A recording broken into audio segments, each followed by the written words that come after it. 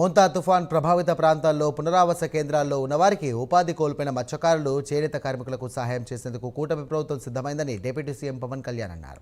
ఇక బాధితులకు అధికార యంత్రాంగం నిత్యావసరాలను సమకూరుస్తుంది. అలాగే 25 కేజీల బియ్యం, కందిపప్పు, కేజీ పామాయిల్, 1 లీటరు, అలాగే ఉల్లిపాయల కేజీ, బంగాళదుంపల కేజీ, పంచదార కేజీ చొప్పున కూడా అందిస్తామని ఎక్స్ వేదికగా తెలియజేశారు. పౌర సరఫరాల శాఖ మంత్రి నాదెండ్ల మనోహర్ ఆదేశాలను అనుసరించి కూడా ఆ శాఖ అధికార యంత్రాంగం అన్ని కూడా రేషన్ షాపులకు వీటిని చేర్చిందని డిప్యూటీ సీఎం తెలియజేశారు.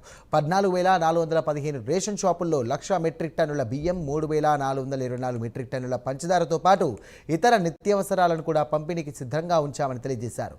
నిత్యావసరాల విషయంలో ఎలాంటి ఇబ్బందులు తలెత్తకుండా చర్యలు తీసుకోవాలని ఈ సందర్భంగా పవన్ కళ్యాణ్ తెలియజేశారు.